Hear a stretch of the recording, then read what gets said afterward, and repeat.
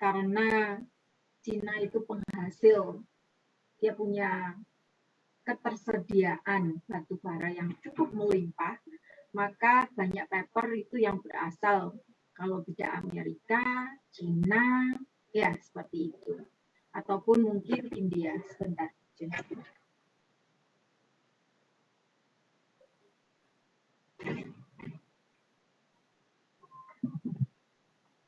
Oke, saya lanjutkan kembali.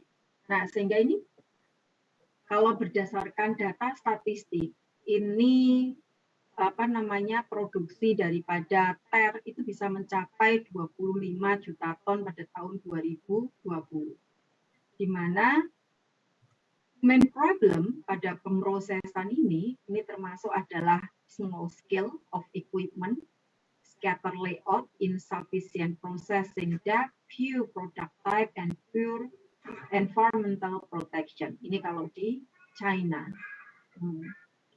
Saya lanjutkan di next slide-nya. Ini kita akan membahas lanjutan mengenai source dan komposisi daripada high temperature coal tar, seperti itu. Nah, yang pertama ini sumbernya atau sumber daripada HTCT di sini. Nah, tadi sudah kita sampaikan bahwa ini namanya saja sudah high temperature coal tar. Berarti pada proses karbonisasi atau pada proses pyrolysis pada suhu yang tinggi di mana dia kontaknya itu sangat cepat, maka kita akan menghasilkan yang kita sebut sebagai high temperature coal tar di sini. Nah, tadi juga sudah disebutkan kandungannya apa biasanya. Dia akan mengandung banyak kondens aromatik. Ya. And most of them ini adalah bisa ini kita sebut sebagai value added chemicals. Karena memang kita bisa convert. Jadi semua senyawa-senyawa itu yang yang dia kalian mungkin sesekali bisa masuk ngecek apa sih chemical platform. Contohnya seperti itu. Jadi chemical platform itu adalah senyawa-senyawa kayak dasar yang bisa kalian pakai untuk memproduksi senyawa-senyawa yang lainnya. Kemarin yang di lab itu kita concern itu adalah mengenai levulinic acid ataupun hidrometylfurfuran seperti itu. Mengapa itu menjadi salah satu chemical platform yang kita concern? Karena hampir semua chemical platform itu biasanya derive atau diturunkan dari crude oil ataupun jadi senyawa-senyawa yang tidak renewable. Nah, khusus untuk HMF maupun levulinic acid ini bisa kita turunkan dari biomas seperti itu. Jadi bisa kita gunakan dari sugar base. Oleh karena itu kita bisa klaim dia juga renewable. Itu yang membuat kita tertarik sebelumnya untuk melakukan beberapa penelitian untuk pembuatan chemical platform. Dalam hal ini adalah pembentukan hidroksimetylfurfural sama levulinic acid. Jadi kita gunakan bahan-bahan lignoselulosa yang kita convert jadi gula ya.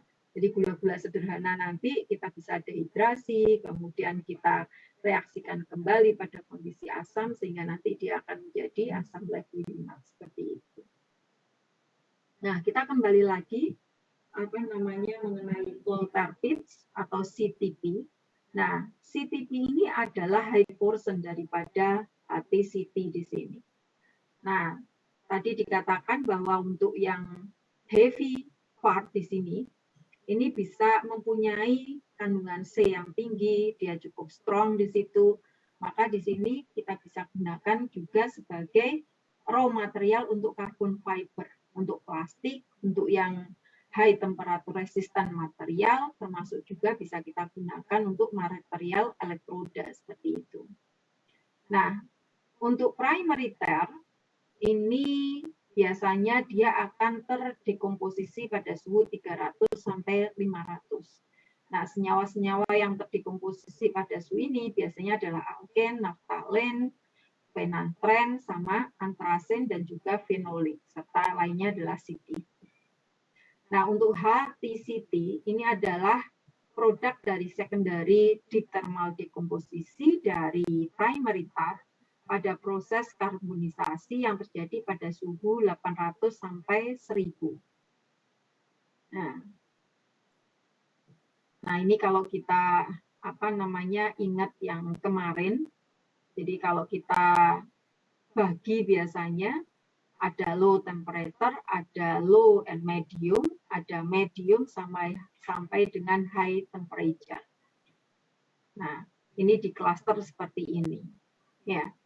Nah, untuk konversi secara termokimia atau thermochemical conversion nanti akan meliputi beberapa reaksi, proses reaksi, urutannya mesti akan terjadi dekomposisi, dehydrocyclation, kondensasi, polimerasi, kemudian isomerasi. Ini tahapannya seperti itu. Nah, ini bisa kalian lihat di sini beberapa. Jadi pada proses pirolisa ini itu komponen daripada produk itu bisa berubah-ubah. Karena kalian bisa bayangkan, ini pathway-nya itu ada bermacam-macam. Ya kan? Apalagi di sini. Ya. Jadi semua mempunyai bermacam-macam lintasan sehingga nanti produkmu itu bisa berbagai macam seperti ini.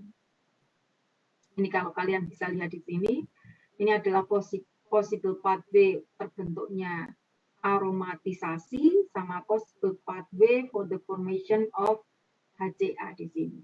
Ya. Kemudian next slide-nya, ini kita bisa cek detail fraction-nya. Kalau kita anggap dia ini mirip dengan crude oil, sehingga nanti kita bisa pisahkan berdasarkan perbedaan titik didihnya. Jadi yang kita kategorikan sebagai LO di sini, ini adalah campuran senyawa yang mempunyai boiling point kurang dari 180. Apa saja? Ada benzen, ada toluen, ada silane, dan other alkyl benzen. Kalau fraksinya PO di sini, boiling point-nya adalah antara 180 sampai 210.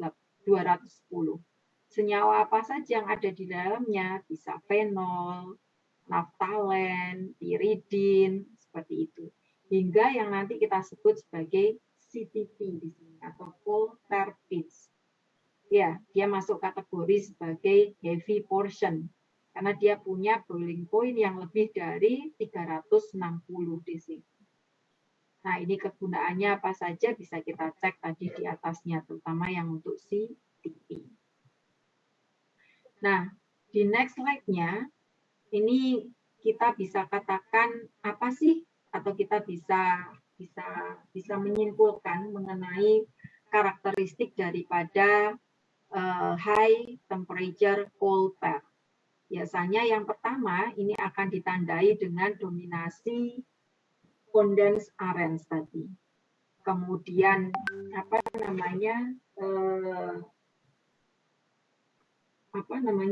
hydrogen containing aromatics ini adalah biasanya dalam kandungan yang rendah. Kemudian di mana aromatik ini dia akan meliputi yang nitrogen, oksigen maupun sulfur containing aromatics. Nah, umumnya yang untuk nitrogen containing aromatics itu biasanya akan mengandung macam-macam seperti di sini, ada antrasin, piridin, ya, dan sebagainya di sini. Sedangkan yang untuk oksigen containing aromatic, dia biasanya akan turunan daripada keton sama fenol. Sedangkan untuk yang sulfur containing aromatic biasanya akan didominasi oleh thiofen. Ini sayangnya Ibu tidak masukkan senyawa-senyawa. Mungkin nanti Ibu lengkapi senyawanya ada supaya kalian bisa bayangkan. Kalau ada strukturnya seperti ini, itu sebenarnya lebih mudah kalian bayangkan dibanding kalau tidak ada strukturnya seperti ini. Nah, ini bisa kita lihat mengenai, sebentar Ibu gede nol lagi. Ini kembali lagi, wait a minute.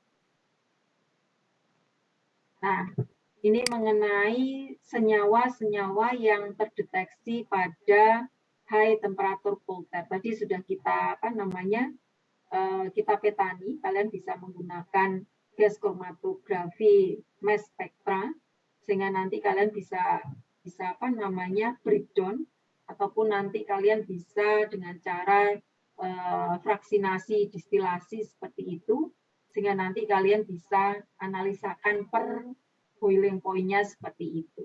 Ya. Kemudian di sini kita bisa cek nama senyawanya apa saja, boiling point dan sebagainya, termasuk juga fraksinya. Ini juga kalau kita cek harga ya, ini terlalu melip ini kalau lihatnya dari sigma Aldrich ya, karena kalau kita cek dari sigma Aldrich ya purity-nya terlalu gede, padahal untuk nyampe ke sini kan ya cukup besar juga effort yang harus digunakan. Tapi at least dari sini kita punya gambaran bahwa senyawa-senyawa campuran tadi bisa kita separasi dengan berbagai cara. Ya, kita bisa pisahkan dari boiling point-nya, kita pisahkan dari properti yang lainnya. Jadi kalau kita mau separasi, kita harus paham mengenai properti suatu senyawa.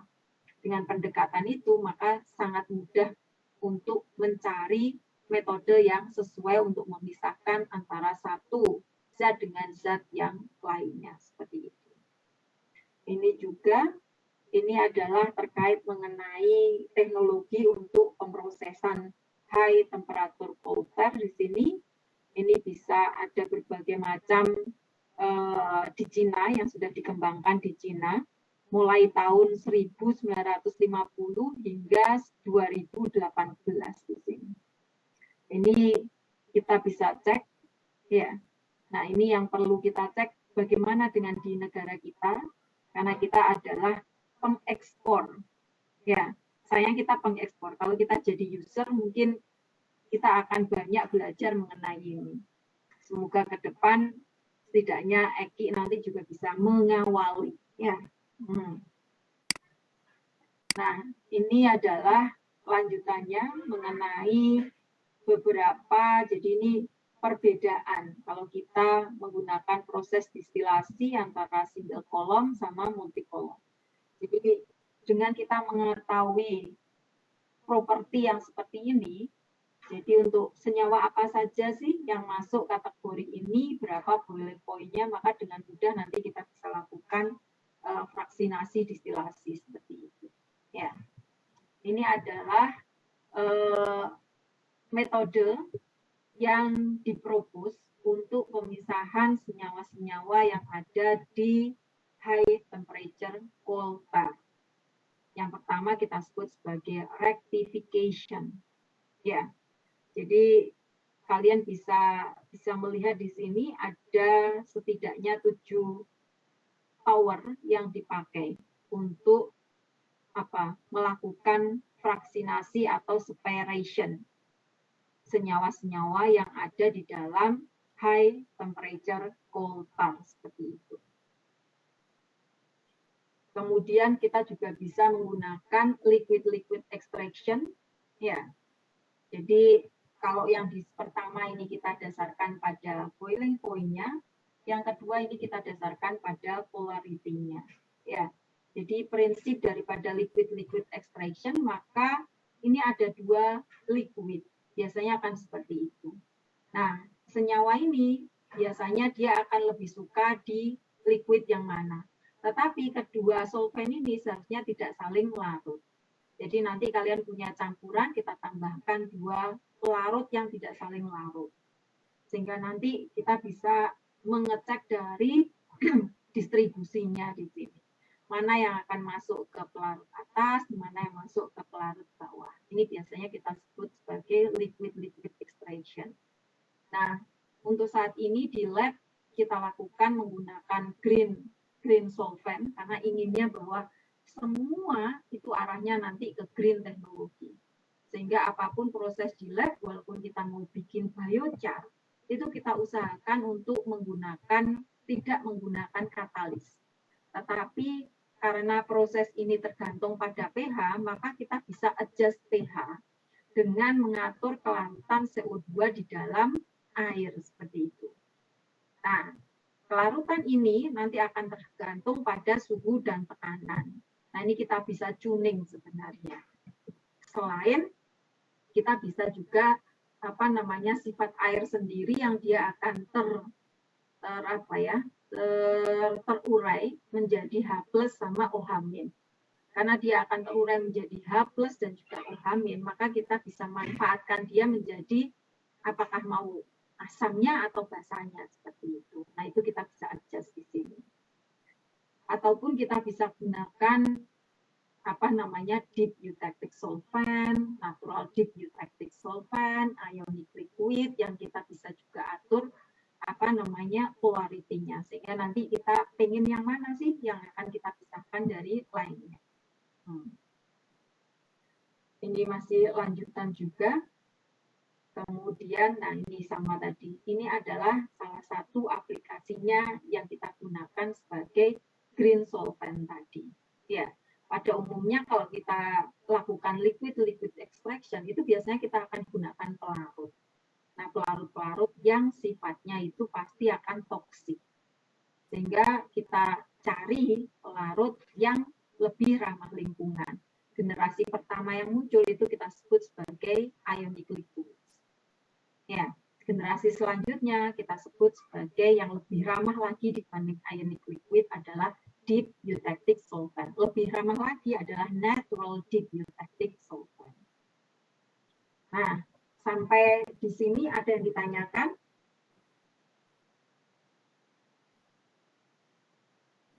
Jika tidak, Ibu akan lanjutkan.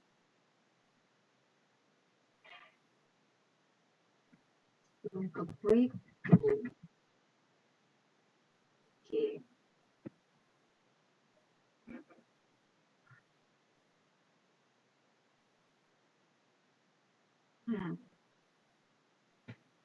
Next slide-nya. Jadi karena kita di pertemuan terakhir, maka di sini untuk pemanfaatan batu bara itu seperti Ibu sampaikan paling dominan itu biasanya untuk electricity. Untuk electricity biasanya entah dia dibakar atau dia digasifikasi. Ya, pada proses pembakaran itu akan menghasilkan panas karena proses pembakaran sendiri itu sifatnya eksotermis. Sehingga panas ini yang dimanfaatkan untuk menghasilkan steamnya untuk generate untuk menggerakkan turbin nanti akan kita energi gerak kita convert menjadi energi listrik. Sedangkan untuk gasifikasi more or less juga akan sama seperti itu. Ya. Nah, kita tahu bahwa di paparannya Eki yang pertama adalah salah satu paper di mana salah satu hal yang perlu kita concern ini adalah masalah lingkungan. Mengapa kayak di Amerika kapan hari waktu zamannya Donald Trump mau menghidupkan kembali coal karena coal ini masih yang paling murah dibanding yang lain, itu cukup banyak protes. Mengapa? Karena coal itu adalah bahan baku tidak pada proses combustion ataupun gasifikasi itu akan dihasilkan polusi yang cukup tinggi, termasuk pelepasan logam-logam berat yang tidak diinginkan, bahkan ada arsenik dan sebagainya saat kita belajar mengenai komponen-komponen yang terkandung di coal. Nah, di paper ini kita coba untuk coal utilization eco paradigma toward an integrated energy system. Jadi kita coba untuk memanfaatkan batu bara dengan paradigma yang lebih ramah lingkungan, ya, menuju sistem energi yang terintegrasi. Oke, di next slide-nya di sini dijelaskan bahwa the greatest challenge with this large-scale distribute clean energy scheme is the integration into the energy system as integrated energy system based on the ecological use of coal as seen as the future coal utilization trend. Jadi salah satu proses gasifikasi yang kita sebut sebagai integrated cycle itu atau waktu Ibu menjelaskan macam-macam combustion sama gasifikasi sehingga akan dihasilkan listrik, itu kan ada dari sisi safety, ada dari sisi price, kemudian ada dari sisi environment, ya kan?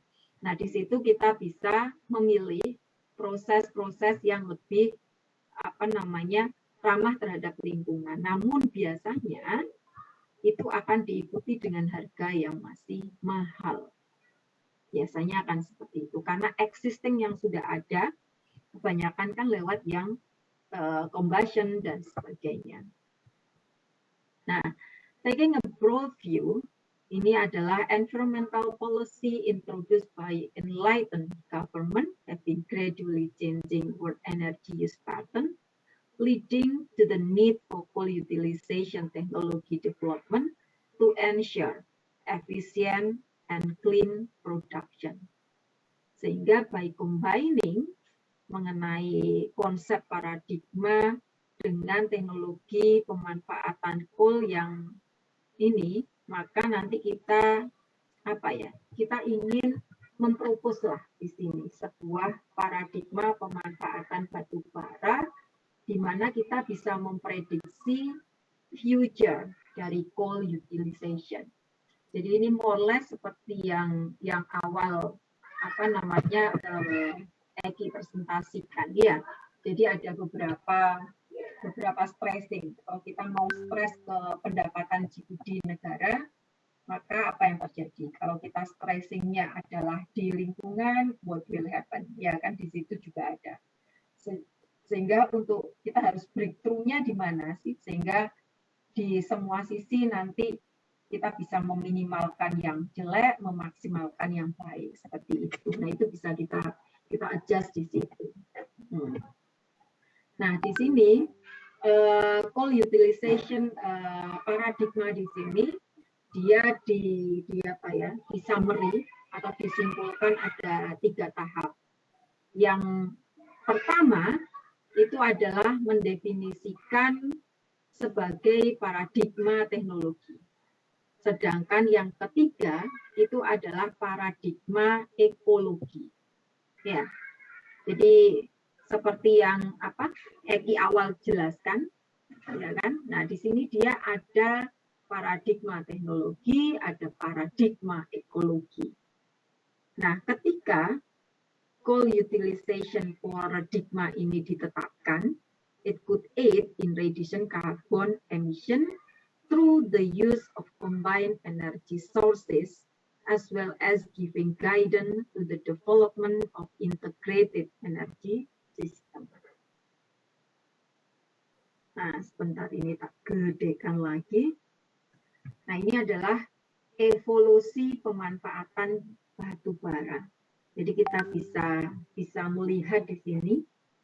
Jadi kalau kita base pada research paper, maka nanti kita cek dari sisi data collection, kemudian data set handle, cluster analysis. Kita kombinasikan dengan policy. Karena kalau sudah berbicara seperti ini, mesti ada yang namanya policy. Ini bagaimana dia membuat sebuah paradigma atau sebuah proposal tadi sehingga bisa memprediksi ke depannya seperti apa. Ini lanjutnya, ini termasuk coal utilization evolusi daripada pemanfaatan batu bara. Jadi dia ngecek mulai tahun, bayangin, dari 1992 sampai 2016. Jadi ini step by step-nya, setelah nanti tahap yang di atas, maka ini mulai ngeceki. Jadi dia melihat berdasarkan tren paper-paper yang ada untuk pemanfaatan batu bara. Di awal untuk apa, hingga akhirnya sekarang dipakai untuk apa saja. Itu seperti itu. Sehingga nanti kita bisa membuat 3 tahap atau 3 paradigma seperti yang tadi kita sampaikan, ya kan? Di apa namanya, dari yang di awal tadi, ini kita bisa simpulkan bahwa coal utilization and associated policies itu met the law of the paradigma and could be summarized in 3 stages, each of which was characterized by different technology and together follow the trajectory of N-shaped curve. Ini kan bentuknya kayak huruf SN ya. Jadi di awal akan dilakukan exploratory improvement, ya kan, karena tahap awal. Kemudian next-nya ini clear direction for accelerated improvement, hingga dia mengalami sudah masa dewasa seperti ini. Atau kita sebut di area exploratory ini adalah competition phase, masuk ke diffusion phase, masuk ke safe phase. Nah, apa saja yang dilakukan di masing-masing tahapan, ini kita bisa lihat di sini. Ya kan? Teknologi biasanya untuk pemanfaatan hanya untuk coal gasifikasi, ya kan? Kemudian sebentar ini tak stop dulu, tak share screen lagi. Tak gedein yang ini ya. Nah, oke, wait a minute. Escape. Oke.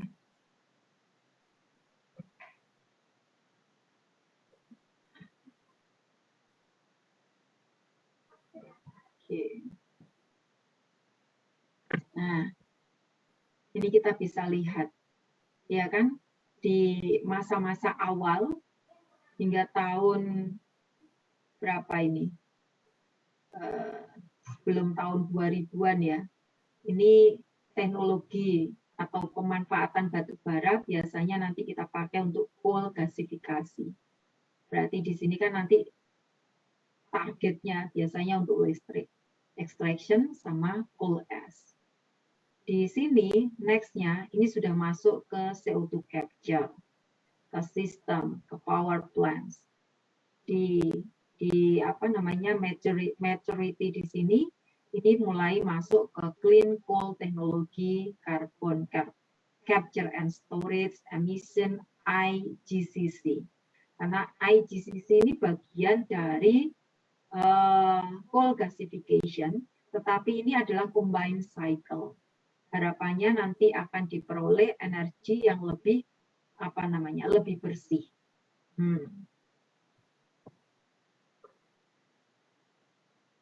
Nah, ini adalah uraiannya. Jadi pada fase kompetisi awal atau ini fase pertama, ya, and involve many ordinary coal utilization technology. Jadi saat awal ini hanya bagaimana kita bisa memanfaatkan batu bara di sini. Jadi di awal makanya masuk ditulis sebagai competition phase. Jadi competition phase ini masuk dalam tahap yang pertama dan ini akan meliputi ordinary coal utilization technology. Umumnya akan digunakan direct use. Ya, of coal has been the oldest. Ini yang paling tua untuk bahan bakar langsung. Biasanya ini teknologi yang paling tua. Most versatile and most common utilization form with research focusing primarily on the physical treatment of coal such as coal dressing, coal washing, coal briquette, ya kan? Ini masih ingat di bagian kita untuk penyiapan bahan penyiapan batu bara, ya kan? Ini tahapan paling penting kan adalah pada proses pencucian. Karena pada proses pencucian ini kita akan misahkan mana batu bara yang mempunyai properti yang hampir mirip. Ya kan, masih ingat seperti itu. Itu menjadi jantungnya pada proses coal extraction di situ. Then as the understanding of energy was in a relatively immature stage, coal research for power generation tend to be focused on simple coal combustion. Jadi di saat awal Ibu menerangkan mengenai coal utilization, terutama yang combustion, Ibu akan terangkan duluan. Karena ini memang adalah teknologi yang mula-mula dipakai untuk power generation, tapi dia dengan menggunakan coal combustion. The main identified coal resource use method were simple rock extraction and coal washing, which have resulted in the emission of harmful gases, toxic wastewater runoff, and coal ash, or the three industrial waste. Jadi pada proses combustion atau di tahap kompetisi di sini, ini amat sangat tidak ramah lingkungan karena emisi akan menghasilkan gas-gas yang membahayakan, wastewater-nya juga mengandung logam-logam berat seperti itu, termasuk juga dengan abu dari proses pembakaran tadi. Jadi baik yang dalam bentuk liquid, padat, gas, semua akan menghasilkan polusi yang bukan hanya tidak baik untuk lingkungan, pasti tidak baik untuk manusianya seperti itu. Nah, ini akan kita lanjutkan mengenai influence mainly by potential market and related agency policy. The second diffusion phase identify the prevailing dominant path, the comprehensive coal utilization phase. Nah, sebenarnya kalian bisa menggunakan tahapan ini, 3 tahapan ini untuk mengamati keadaan daerah. Yang paling kecil adalah keadaan di sekitar kita, yang lebih gede adalah keadaan negara kita. Kemudian kalian bisa komparasi dengan negara-negara yang lainnya. Ya kan? Maka sebenarnya negara kita ini baru masuk ke tahapan difusi. Kalau kita lihat teknologi secara keseluruhan, ya kan? Karena kita aware masalah lingkungan, tapi tidak terlalu aware. Jadi baru muncul bahwa ini masih tidak baik. Ya contoh saja kalian bisa cek mulai dari makanan, apapun, ya kan? Ini baru tidak semua masyarakat kita aware mengenai makanan ini baik atau tidak. Kalau kalian terjun di grassroots seperti itu, kalian bisa lebih paham. Ya, sebagai contoh saja, kenapa Ibu tadi bilang bahwa kita mulai aware, tapi belum semuanya aware. Sehingga kita masih masuk tahap awal yang difusi tadi. Jadi kita memang sudah melewati tahap kompetisi, kita mulai masuk ke tahap difusi. Karena sebagian orang itu sudah aware mengenai lingkungan tadi. Tetapi belum semuanya. Amati saja kalau kalian tidak percaya apa yang ada di sekitar kita. Contoh sederhana, depan rumahnya Ibu itu sungai. Kalian tahu kan, di Surabaya mana ada sungai yang bersih. Sungainya itu warnanya ya hitam seperti itu, tapi sama anak-anak dipakai untuk kayak mainan di sungai, berenang dan sebagainya seperti itu. Oke, kita lanjutkan ya. After the full competition in the preceding phase, a dominant trajectory rises driven by the interaction between energy demand and industrial competition. The diffusion process has been like to be epidemic disease contagion process. Dilanjutkan, in this stage as a technical, ini adalah penjelasan semuanya dengan detailnya adalah di sini. Ya, ini kita sebut sebagai radical innovation, ya, karena awal kenapa kita sebut radikal yang semula ditemukan saja itu sudah, ya, ini apa koan? Benda apa sih ini? Biar benda ini bisa dipakai untuk apa? Ini masuk kategori radical innovation. setelah ini cukup well established, ini bisa dipakai apa saja, orang mulai aware. Oh iya, ini kurang bagus ini untuk bla bla bla seperti itu. Ini bisa kita improve sehingga lebih efisien, lebih ramah, lebih apa, sehingga kita masuk ke area yang kita sebut sebagai diffusion tadi. Ya, jadi ini kita atau di sisi lain ini single utilization saja. Misalnya kita hanya bakar saja tanpa kita pedulikan yang lainnya. Ini adalah mulai combine utilization. Kita bisa manfaatkan residunya, kita bisa manfaatkan sisa gasnya dan sebagainya. Nah, itu kita masuk di tahap yang di sini. Kemudian next-nya ini sudah terintegrasi sehingga semuanya itu sudah kita manfaatkan di sana.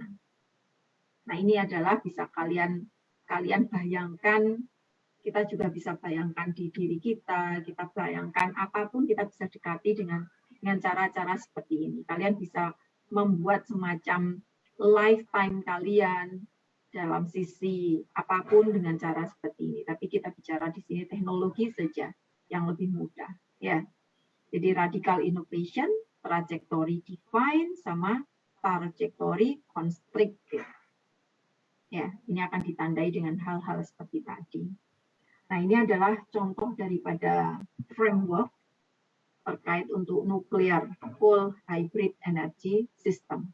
Ya, jadi bagaimana kita kombinasi antara coal dengan nuklir di sini. Nuklir ini memang kalau kita bisa kendalikan semuanya, ini bisa menghasilkan energi yang jauh lebih efisien dibanding coal di sini. Ya, tapi kalau kita tidak bisa mengeliminate tadi masalah-masalah yang itu bisa jadi ya banyak kasus lah, sehingga beberapa negara nuklir ini mulai digeser dengan renewable dan sebagainya. Tetapi kalau dari sisi cost, renewable itu masih sangat-sangat mahal. Kenapa masih di blend, baik itu jadi biosolar ya ataupun yang untuk sifatnya sebagai biasanya solar sama bensin seperti itu. Ini memang bisa kita blend, tapi belum bisa pure ya biodiesel atau pure bioethanol, karena masih bukan hanya dari sisi yang mahal, tetapi juga lifetime-nya ini masih cukup pendek dibanding lifetime itu. Contoh saja kayak biodiesel, itu dia cepat untuk terbentuk endapan dan sebagainya, sehingga perlu aditif, perlu yang lainnya dan sebagainya. Kemudian ini adalah the framework of solar and coal fire power generation system, kan kita sudah combine semuanya. Kemudian tadi dengan nuklir, ini dengan solar, ya solar kolektor seperti itu. Kemudian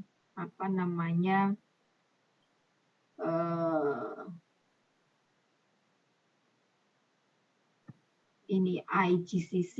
IGCC ini adalah integrated gasification combined cycle.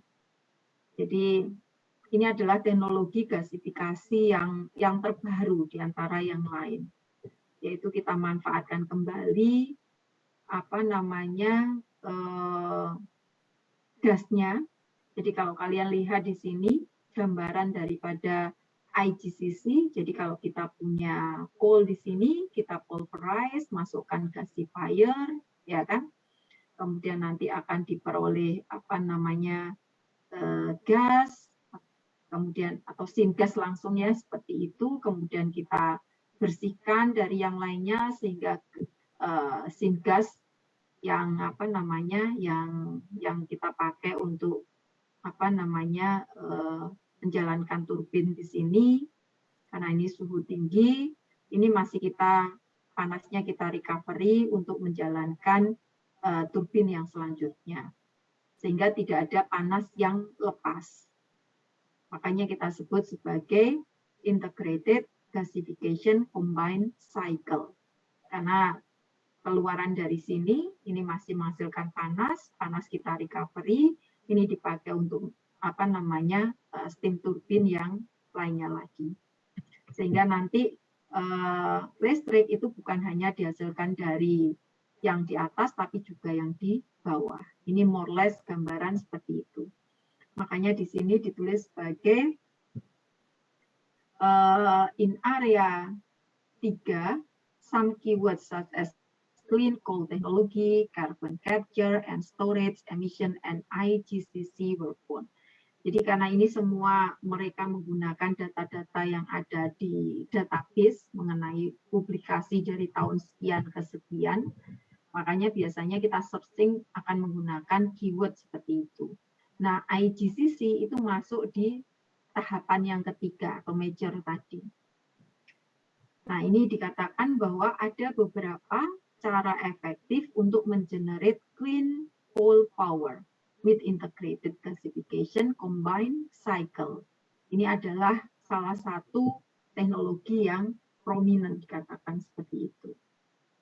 Nah, kita juga bisa menggunakan circulating fluidized bed combustion. Ini kita sudah apa namanya jelaskan saat kita bicara mengenai gasifikasi. Salah satu reaktornya kita bisa gunakan fluidized bed. Kalau circulating berarti nanti ada yang terbawa. Nah, terbawanya nanti entrainment tadi kita kembalikan di sini. Tapi kalau kita lihat gambaran di sini yang mengapa ini masuk di disruptive integrated sieve di sini. Jadi ini kalau kita punya calcium lime, ya kita masukkan di lime slurry storage tank. Kemudian ini juga ada water tank, kemudian ini ada solid fuel akan masuk, udara dari bawah, karena di sini adalah fluidized bed. Ya, jadi ada gas dari bawah, biasanya akan seperti itu. Kemudian nanti ini akan terbawa ke atas. Sebagiannya kita recycle ke sini. Makanya di sini ada circulating, jadi ada yang dikembalikan kembali. Nah di sini dikatakan bukan hanya circulating fluidized bed combustion, tetapi juga ada pressurized fluidized bed combustion dan juga ada supercritical sama ultra supercritical power generation technology. Ini juga sudah Ibu sedikit banyak singgung saat kita bicara mengenai gasifikasi kemarin. Itu memang high efficiency, clean burning, greatly improve coal utilization, tetapi masih mahal. Ya. Kemudian ini adalah kalau kita an imaginary no coal on the ground integrated energy system. Jadi sebentar bayangkan yang, nah ini kalau kita bayangkan saja, maka kita bisa menghasilkan apa saja sih? Nah ini adalah imaginary no coal on the ground integrated energy system. Jadi kita bisa kombinasikan dengan wind energy exploitation and utilization on the ground. Kita juga bisa kombinasikan dengan solar energy exploitation and utilization on the ground. Kita juga bisa lakukan underground mining, choosing, filling, electricity, generating, gasification, integrated development. Kemudian bisa lakukan underground intelligent power generation, underground gas exploitation and utilization, underground geothermal energy exploitation and utilization. Di sini adalah secara garis besar adalah bagaimana kita mengkombinasikan dengan energi-energi yang lainnya yang bersifat lebih hijau seperti itu dalam rangka mengintegrasikan sistem energi dengan batu bara seperti yang tadi Ibu jelaskan di atasnya tadi. Nah, ini adalah gambaran bagaimana kita mengembangkan pemanfaatan batu bara ke depannya. Jadi ini kita bisa lihat di sini, the analytical framework for the development of coal utilization toward integrated energy system. Ya, Jadi mesti akan terkait dengan relevan. Jadi kebijakan energi yang relevan, kemudian ini akan dikaitkan dengan sistem energi yang existing. Ya, jadi ada policy, ada sistem energi yang terkini. Kemudian apa yang kita integrasikan di sini mesti kita lewati dengan research and development design, teknologinya di push supaya nanti bisa untuk manufacturing construction. Tarik demand, oh perbaikan apa lagi? Nah, ini akan seperti ini. Nah, pada proses integrated energy system inilah kita masukkan, ini mau dikolaborasikan dengan paradigma teknologi, paradigma ekologi, kemudian industri, dan government, dan akademia. Ini harus kolaborasi. Jadi kita harus memikirkan paradigma dari sisi teknologi, paradigma dari ekologi. Ini harus saat kita berpikir mengenai teknologi, mau nggak mau kita harus berpikir masalah ekologi. Sehingga nanti kita bisa pilih teknologi-teknologi yang tidak yang sisi hazardnya itu bisa ditekan seminimal mungkin. Dan ini harus terintegrasi dengan, nggak mungkin kita bangun benar-benar baru. Ya, itu akan sangat-sangat mahal. Tetapi yang existing ini mana yang bisa kita perbaiki, termasuk nanti kaitannya dengan ini. Ya. Oke. Ini yang lebih mudah. Ini aja cukup banyak. Tetapi di sini adalah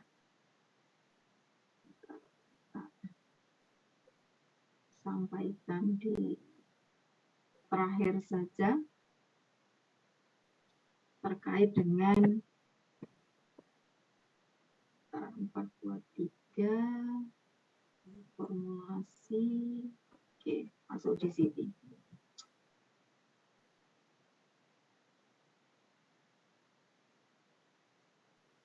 Oke. Ini mungkin Ibu tidak sampaikan di sini, tetapi nanti Ibu juga bisa share di papernya. At least bahwa di luar sana, orang-orang itu sudah mulai berpikir pemanfaatan batu bara itu sudah bukan hanya teknologi paradigma, tetapi sudah ekologi paradigma. Jadi paradigma yang tidak hanya berfokus pada pengembangan teknologinya, tetapi juga pada lingkungan. Nah, biasanya diinginkan adalah sistem energi yang terintegrasi. Itu yang kita inginkan.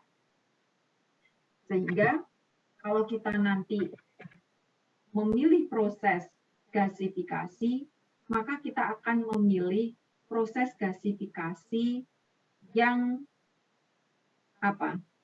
lebih efisien. Efisien di sini adalah misalnya yang IGCC tadi. Kalau dia hanya dimanfaatkan untuk steam turbin satu saja, padahal nanti keluaran gasnya itu masih suhunya tinggi. Nah, ini akan lebih efisien, lebih saving up energi kalau ya kita manfaatkan lagi ini untuk steam turbin yang selanjutnya. Sehingga nanti electricity bukan hanya dihasilkan dari steam turbin yang pertama, tetapi juga dari steam turbin yang kedua. Otomatis efisiensi yaitu berdasarkan listrik yang dihasilkan plus energi yang disuplai itu akan lebih tinggi. Kemudian kalau kita juga manfaatkan teknologi-teknologi yang lebih ramah lingkungan yang akan kita kombinasikan, mungkin di sini yang mungkin tidak dibahas adalah mengenai co-gasifikasi atau co-pyrolysis, di mana salah satu tujuan daripada co-gasifikasi di sini, co-gasifikasi ini maksudnya kita menggunakan bahan baku tidak hanya dari coal, tetapi kita tambahkan dari biomass, sehingga kita sebut sebagai co-gasification. Harapannya apa? dari sisi apa namanya, biasanya pada proses gasifikasi nanti itu ada diinginkan rasio C per H tertentu. Ya. Nah, dengan adanya kogasifikasi, rasio ini bisa terpenuhi. Selain juga bisa mengurangi, kalau kol yang kalian gunakan lebih sedikit, maka otomatis emisinya juga akan lebih sedikit. Nah, itu beberapa cara. Walaupun di sini tidak ditulis secara, tidak dijadikan stressing, karena mereka stressingnya adalah dengan pemanfaatan hybrid dengan nuklear, hybrid dengan solar, hybrid dengan renewable energy yang lainnya. Baik, sampai di sini ada yang ingin kalian diskusikan, silahkan. Sebelum Ibu lanjutkan satu lagi. Suasananya sudah ujian ya.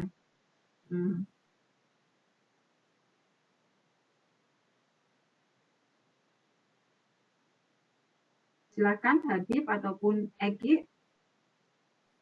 Masih belum ada, Pak. Oke, Egi ada yang ditanyakan?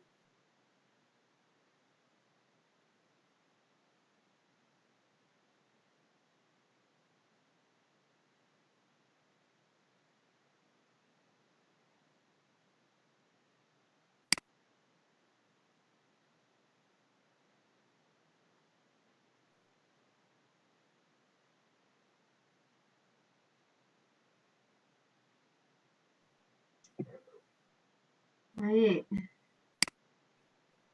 Jika tidak ada,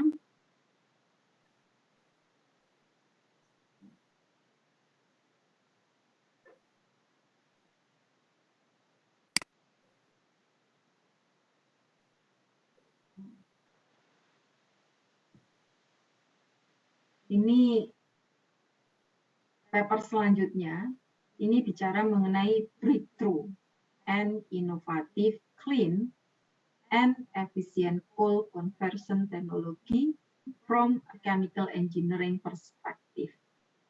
Ya. Jadi kalau yang tadi itu adalah kita bicara secara general bahwa kita bisa memprediksi ke depan teknologi yang tidak hanya atau teknologi yang juga mempertimbangkan perspektif ekologi. Ya. Nah, kalau di sini ini adalah kalau kita lihat dari perspektif seorang teknik kimia, di mana seorang teknik kimia ini biasanya akan fokus di proses teknologi seperti itu. Oke, kita lihat di sini atau apa yang mendasari mengenai paper ini. Yang pertama adalah konversi, ya, the chemical conversion of coal is the main way to realize its clean utilization, including coal pyrolysis, coal gasification, coal liquefaction, and further transformation of their direct and synthesis product. Karena pada umumnya biasanya teknologi-teknologi yang digunakan untuk pemanfaatan batu bara, kalau tidak pirolisa, gasifikasi, ataupun coal liquefaction. Ya. The process of transformation is based on chemical reaction, and the product are closely related to chemical engineering process.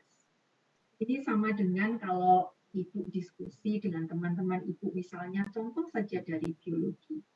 Saat kita berargumen mengenai definisi pharmaceutical grade dari suatu senyawa.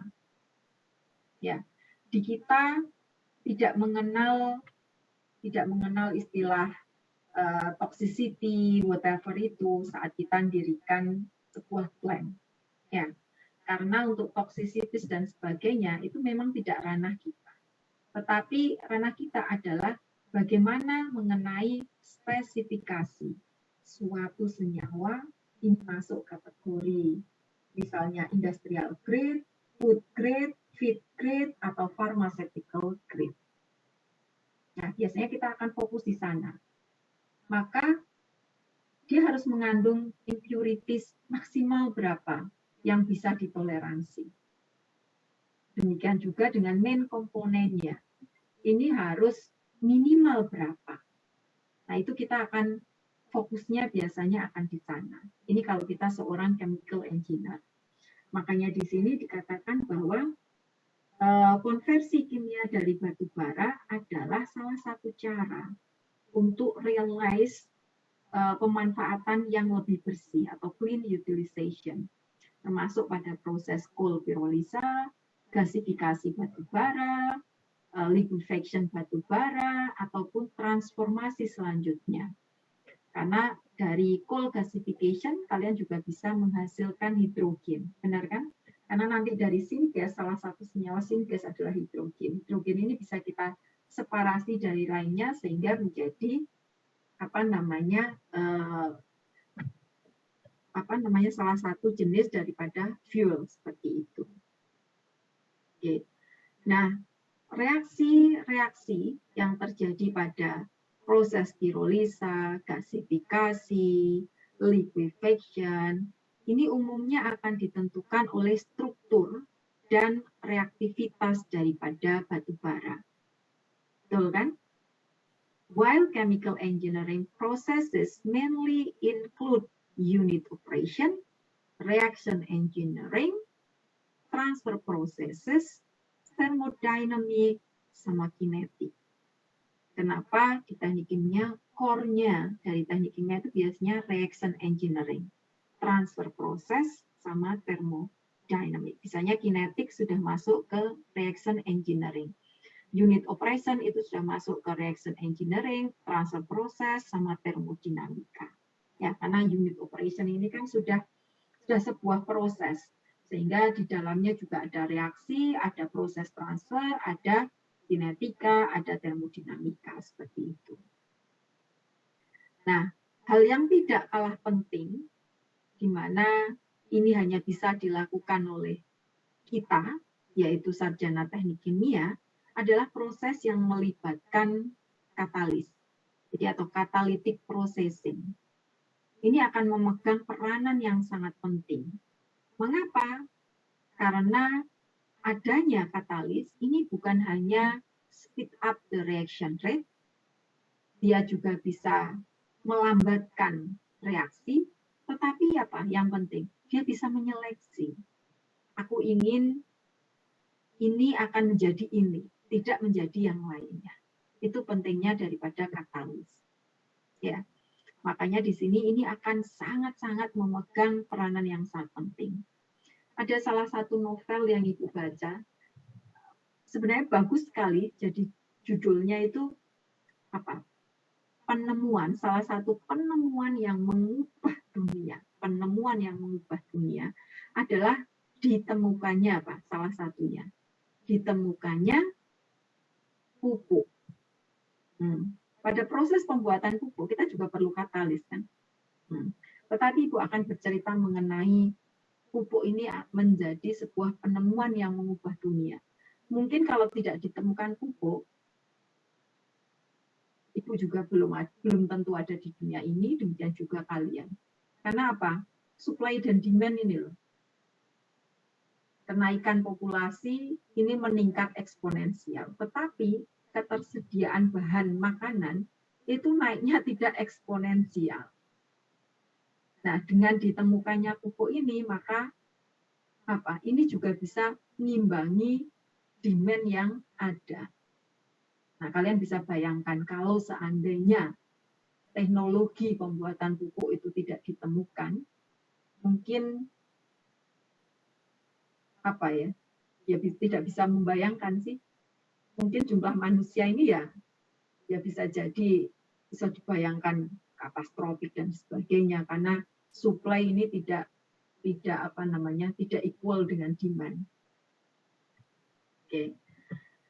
Oke, nextnya di sini, and widely used in the making full use of resources, reducing pollution. Ini adalah peran lainnya, dia bisa mempercepat reaksi karena kemudian mengarahkan reaksi atau selektivitas, tetapi juga di sini juga dia bisa mengurangi polusi, meningkatkan efisiensi produksi, ya.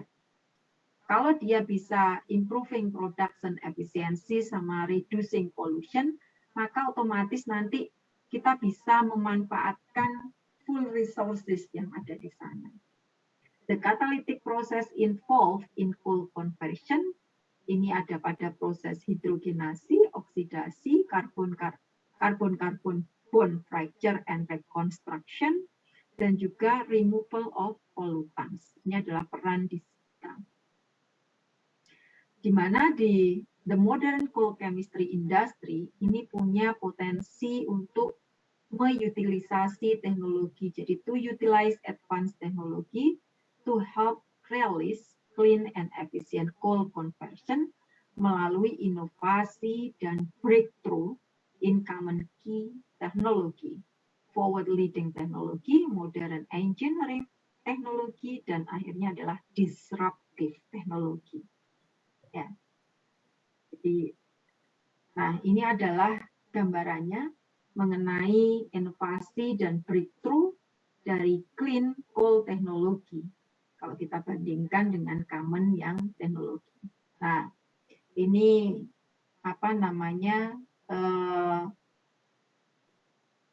the diagrammatic representation of common key technology. Jadi kalau kita theoretical basis, ya kan, ini mass transfer behavior, catalytic mechanism, and reaction kinetic of complex reaction system. Karena proses batubara dari batubara, taruhlah saja untuk gasifikasi ataupun combustion, itu adalah proses yang sangat-sangat kompleks. Karena apa? Senyawa yang ada di batubara itu kan bermacam-macam, bukan hanya C saja. Bukan hanya C dan H saja. Ya kan? Kalau kalian masih flashback di sana. Maka ini adalah yang complex reaction system. Ya. Kemudian di sini kita lakukan coal conversion processes. Sehingga nanti akan dihasilkan produk-produk yang kita inginkan. Nah, pada proses coal conversion processes ini pasti akan dihasilkan yang kita sebut sebagai waste. Waste-nya itu bisa berupa polusi udara, bisa berupa nanti adalah yang jadi ada gas phase, liquid phase, solid phase seperti yang secara umum kita pelajari. Ya, sehingga di sini kita bisa lihat bahwa di common key teknologi biasanya kita dasari dari theoretical basis dulu, ya kan? Ini adalah basic theory to solve common problem related to catalysis technology development. Kalau sudah, ini nanti kita gunakan untuk coal conversion process. Kita akan pilih yang high efficiency separation and processing technology, advanced energy saving and efficiency improving technology, system energy efficiency, operation safety, environmental emission, ya, kita lakukan large scale technology of reactor, ya, kita juga bisa gunakan artificial intelligence technology. Bahkan untuk yang di bidang ibu itu, sebelum kita lakukan reaksikan zat A, zat B, kita sudah bisa ngecek secara in silico. Jadi kalau kita anggap jadi kayak simulasi senyawa A, senyawa B ini kemungkinan akan jadi apa saja. Itu sudah bisa kita ini. Makanya kita sebut sebagai artificial intelligence technology. Dari artificial intelligence ini maka nanti kita bisa lakukan large scale technology of reactor seperti itu. Ya. Nah, nanti di sini juga akan dihasilkan waste disposal. Ini hampir semua proses. Ya. Makanya saat ini misalnya ada kolega yang menawarkan, saya punya lahan Serewangi 2 hektar. Ini bisa dipakai untuk apa saja. Paling umum adalah dipakai untuk essential oil. Essential oil bisa kita pakai entah itu untuk disinfektan, ya, bisa untuk pakai hand sanitizer karena dia punyanya Serewangi. Jadi kalau kita lihat, kandungan geraniol ini bisa dipakai untuk antimikroba, antiseptik, kemudian anti jamur seperti itu. Berarti bisa manfaatkan untuk itu. Bla seperti itu. Problemnya adalah kita masih punya waste sebanyak 98%. Waste ini cocoknya kalau dari ini bisa dipakai untuk apa saja. Nah kan kita harus berpikir mengenai waste disposal yang nanti waste ini tidak menimbulkan masalah baru, tapi nanti akan menimbulkan revenue generator yang baru. Seharusnya akan seperti itu. Nah ini kan harus kita pikirkan. Makanya biasanya common key teknologi itu mesti akan didasari pada teori. Setelah teori, maka ini bisa dikembangkan lewat artificial intelligence, karena kalau kita mau eksperimen skala yang besar, itu akan sangat mahal. Dan itu akan time consuming. Makanya sekarang semua pasti akan didekati dengan cara simulasi, baru nanti kita lakukan scale up dan sebagainya. Next slide-nya, ini adalah the diagrammatic representation of forward-leading technology. Jadi pada forward-leading teknologi, maka ini kita bisa teknologi taruhlah saja untuk coal liquefaction. Maka kita bisa lakukan coupling teknologi, direct indirect. Kemudian pada coal pirolisa dan gasifikasi, kita bisa integrasikan antara pirolisa dan gasifikasi. Kemudian kita juga bisa lakukan carbon fuel cell teknologi, ataupun kita bisa lakukan electrolytic coal slurry hydrogen production teknologi. Jadi pada umumnya untuk hydrogen production, kita akan dekati dari proses gasifikasi. Tetapi di sini kita bisa gunakan electrolytic coal slurry hydrogen production teknologi. Nah, misal pada proses yang untuk tadi salah satu pemilihan katalis bukan hanya kita punya konversi yang tinggi, tetapi juga selektivitas yang bagus. Ya, sehingga di sini endingnya apa? Akan terjadi energy saving. Oke, maka dari sini kita bisa gunakan machine learning for efficient design and development of catalyst technology. Ya, sehingga nanti akan dihasilkan low energy consumption, low cost, large scale CO2 utilization teknologi. Misalnya ini akan nanti dihasilkan banyak CO2 di sini, maka nanti kita bisa coupling dengan dengan teknologi yang lainnya yang menggunakan yang memerlukan CO2 cukup banyak. Misal saja kita bisa gunakan dia untuk sebagai sumber energi source-nya mikroalga nanti bisa kalian pakai untuk energi juga, atau kalian nanti bisa coupling dengan taruhlah misalnya kita mau mendirikan pabrik Na2CO3 ataupun NaHCO3, di mana dia juga perlu bahan baku CO2 yang sangat banyak. Atau kita combine dengan teknologi-teknologi apa yang nanti memerlukan CO2. Kalau seandainya kita tidak bisa meminimalkan CO2, maka kita akan mengutilisasi CO2 yang dihasilkan. Nah, ini adalah the diagrammatic representation of forward-leading technology. Nah, ini adalah diagram yang menyatakan modern engineering teknologi. Teknologi engineering yang modern di sini. Ini yang lebih modern. Ya, jadi kalau ini adalah common key teknologinya, commonnya mesti akan seperti ini. Kemudian yang forward leading teknologi, ini sudah dilakukan combine ya. Kemudian kalau yang modern engineering teknologi, ini kalian sudah bisa melihat bahwa ini bukan hanya mirip dengan yang sebelumnya, paradigmanya bukan hanya di teknologi, tetapi juga di lingkungan seperti itu. Maka ini yang tadi Ibu sampaikan, bahwa instead of gasifikasi saja, maka kita bisa lakukan co-gasifikasi. Ini misalnya antara co-gasifikasi antara coal dan natural gas teknologi.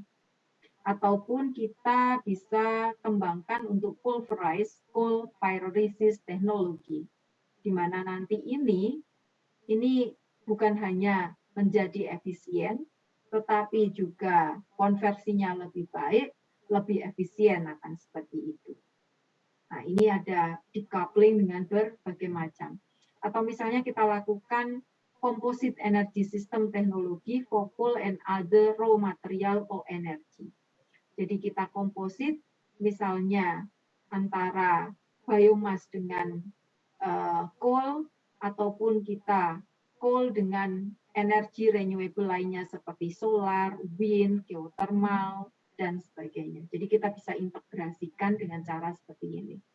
Ini adalah hampir sama dengan yang tadi Ibu sampaikan, tapi ini dari point of view-nya teknik kimia. Ya, jadi ini ada berbagai cara pada teknologi engineering yang lebih modern. Atau di sini adalah disruptive teknologi. Ya, jadi pada disruptive teknologi, contoh saja ini pada coal gasification, maka kita bisa gunakan teknologi adalah supercritical water gasification technology of coal. Ya, ataupun kita gunakan solar gasification technology of coal atau super large gasification island, sehingga dia akan terisolasi di sana sehingga polusi dan sebagainya ini tidak sampai ke ke human society, tapi kita sudah isolasi di satu daerah seperti itu. Tetapi untuk energi dan masih bisa kita transfer ke tempat-tempat yang lainnya. Ini adalah yang kita sebut sebagai disruptive teknologi. Jadi kita gunakan teknologi-teknologi yang saat itu tidak terpikirkan. Misal saja untuk supercritical, ini tidak kita pakai untuk coal, tetapi kita pakai untuk mengekstrak senyawa-senyawa yang dia akan rusak pada suhu tinggi, misalnya seperti itu. Misalnya kayak lycopene dan sebagainya, maka kita gunakan supercritical CO2. Karena CO2 itu pada kondisi superkritis, itu suhunya cukup rendah. Dan nanti untuk pemisahan antara CO2 dengan senyawa, ini tinggal ditaruh di ambien saja, CO2-nya sudah berubah fase menjadi gas. Sehingga menjadi lebih murah, seperti itu. Ataupun untuk direct utilization, maka coal ini bisa kita ubah menjadi carbon fiber, grafin, ya, karbon nanotube, dan sebagainya. Jadi ini yang kita sebut sebagai disruptive teknologi. Dari syngas ini nanti kita bisa, jadi proses untuk menghasilkan syngas ini ada berbagai macam proses. Jadi ini sedikit berbeda dengan di sini. Ya, kalau ini kita integrasikan satu proses dengan proses yang lainnya, pirolisa dan gasifikasi jadi bareng. Kalau di disruptive di sini, maka kita gunakan teknologi lainnya yang kita tidak pikirkan sebenarnya untuk itu. Ya. Kemudian syngasnya ini juga kita disruptif menjadi berbagai macam produk. Bisa untuk tadi hidrogen, bisa untuk methanation dan sebagainya. Oke. Nah, chemistry and chemical engineering problems in clean coal conversion. Jadi the two main conversion method for the clean and efficient use of coal are coal-fired power generation and coal conversion. The former method has basically achieved clean and high efficiency in China, and the latter mainly refer to the aim and method used by the modern coal chemical industry.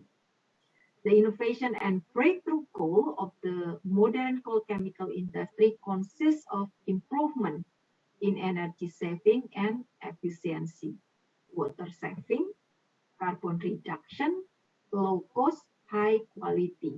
Sehingga nanti bisa kita tercapai. Jadi achieving this goal will require breakthrough in the field of science, technology, and engineering. Jadi teknik kimia itu mesti diinginkan, kita sebagai sarjana teknik kimia diinginkan untuk membuat sesuatu yang bagus tapi murah. Ya kan? Makanya kita berpikir mengenai energy saving, energy efficiency, water saving, carbon reduction, low cost, ya kan? High quality seperti itu. Then the main process employed by modern coal chemistry industry are pyrolysis, gasification, synthesis, separation, critical catalytic processes, ya seperti itu. Nah ini adalah karena dasarnya teorinya kita harus memahami apa saja sih, ya kan? Maka di sini kita masuk ke coal structure dan reaktivitas ini tadi. Jadi apa namanya? Ini adalah proses analisa coal. Jadi analisis proses of coal 6 component yang diambil pada tahun 2016. Jadi kalau kita punya coal di sini, nanti kita apa namanya atau di sini sebentar ininya yang Ibu kurang tahu yang CS2 NMP harus masuk ke paper aslinya. Ini intinya bahwa kita ingin memahami senyawa-senyawa apa saja ya dan bagaimana reaktivitasnya. Makanya di sini ada kita breakdown, ada coke, ada carbene, heptane dan sebagainya. Ya.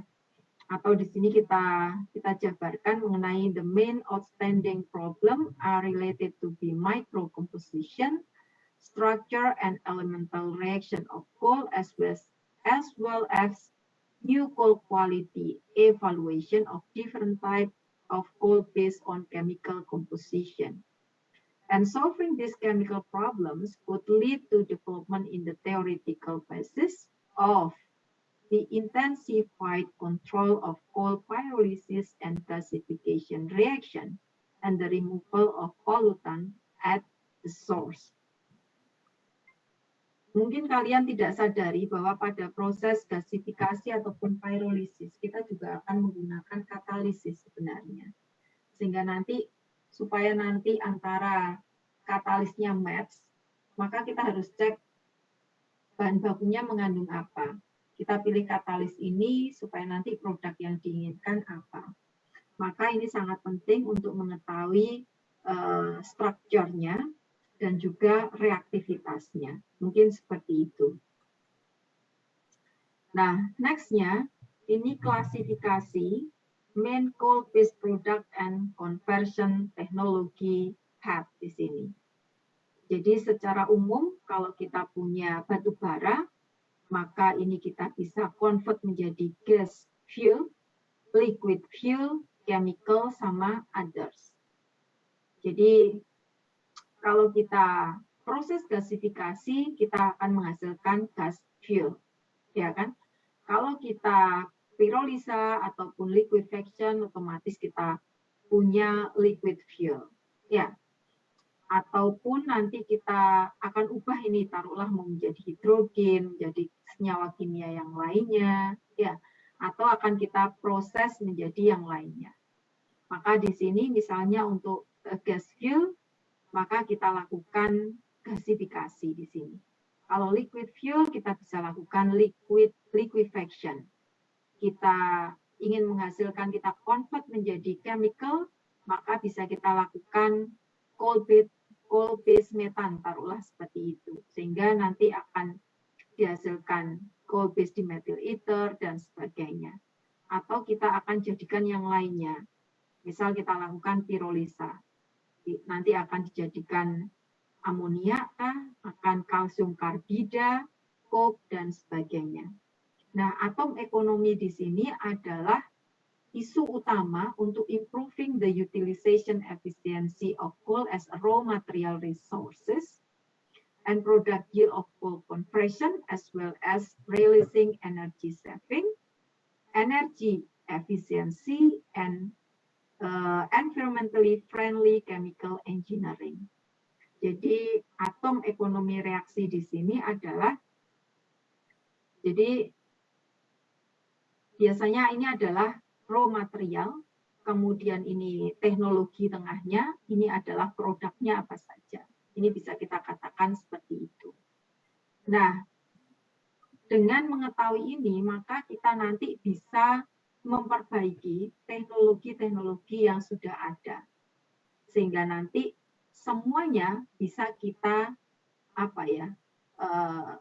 utilisasi atau kita tambah nilai gunanya seperti itu. Sehingga nanti kita perlu mengetahui atau kita perlu mengklasifikasikan. Jadi the classification and technology of coal-based product are diverse and the application of atom economy has the potential to achieve effective result.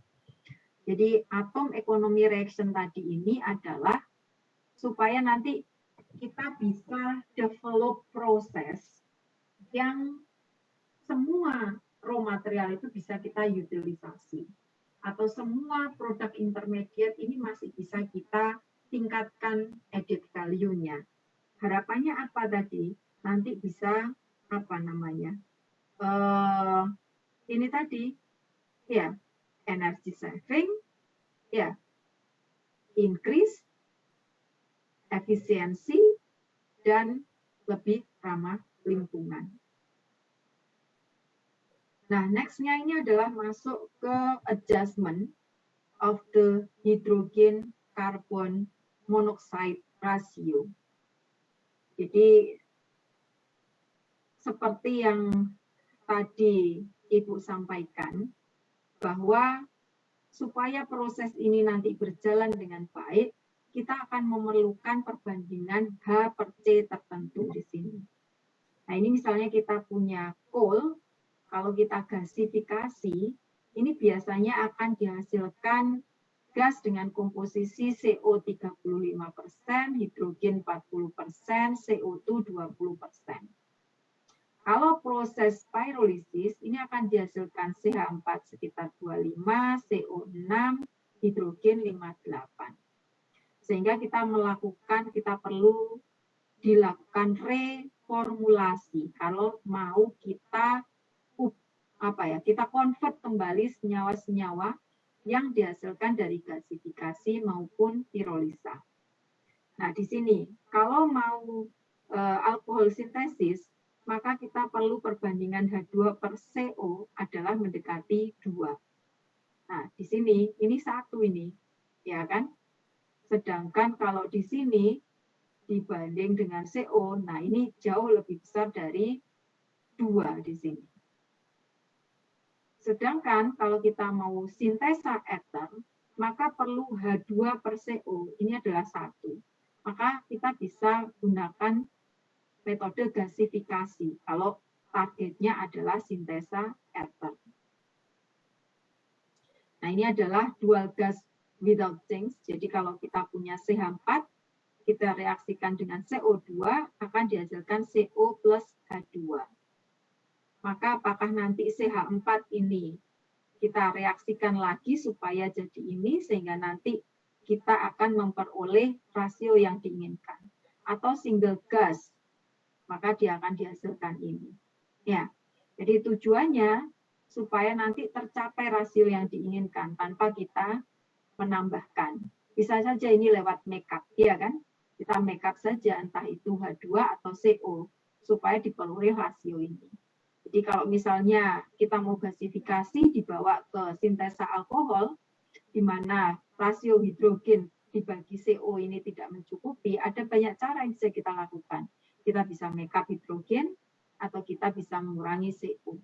Ya, maka di sini kita bisa mencari atau menemukan strategi baru untuk solving chemical problem by mengatur dengan cara mengatur hydrogen carbon ratio of coal-based synthesis gas is key to achieving significant saving and carbon emission reduction in the coal chemistry industry.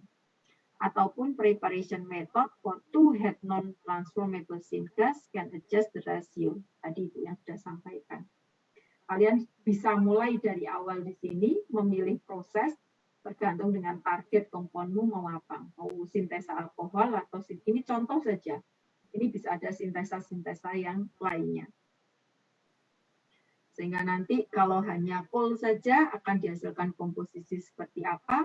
Kalau misalnya ini co-gasification dengan biomass, komposisinya juga akan seperti apa. Ini bisa kita awali dari sini. Atau kita memilih cara kedua dengan cara direformulasi. Ya, kita bisa koreksi dari awal atau di tengah. Itu bisa. Ini adalah salah satu contoh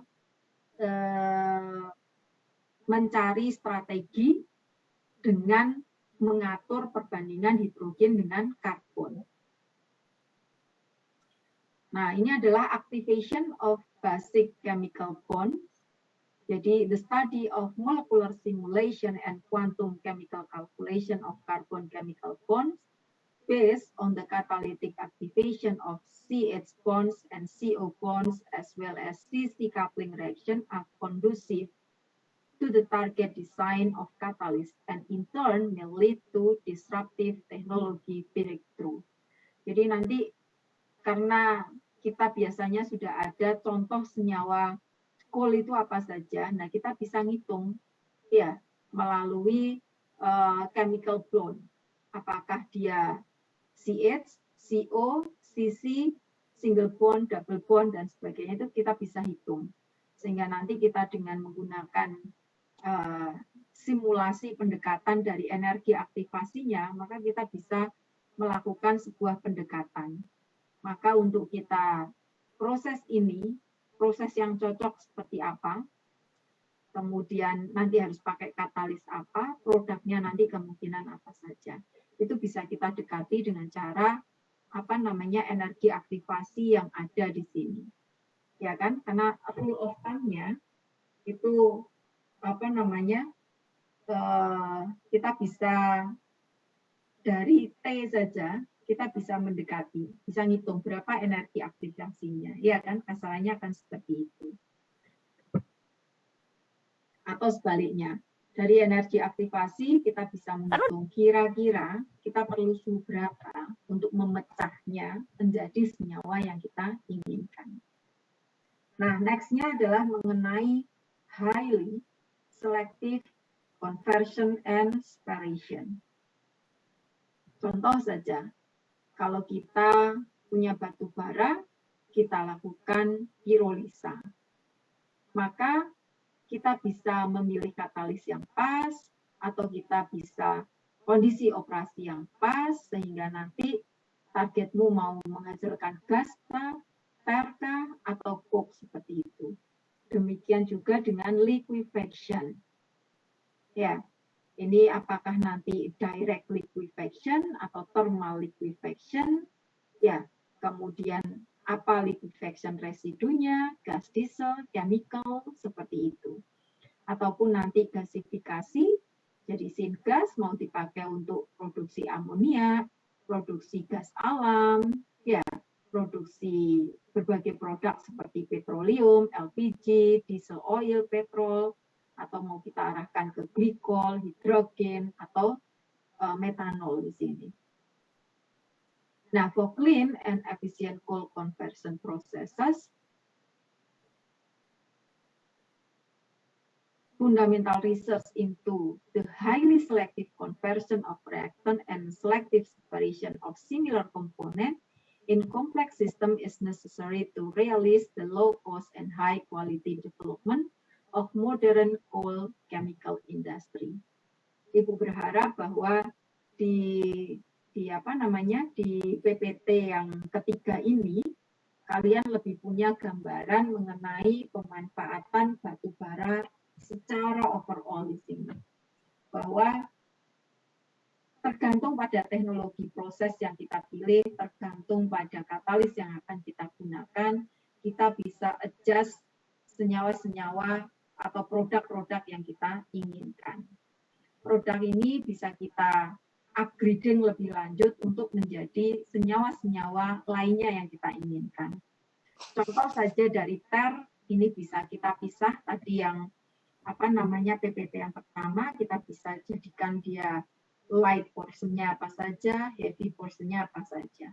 Light-nya nanti bisa kita convert lanjut atau kita separasi lanjut menjadi berbagai macam senyawa.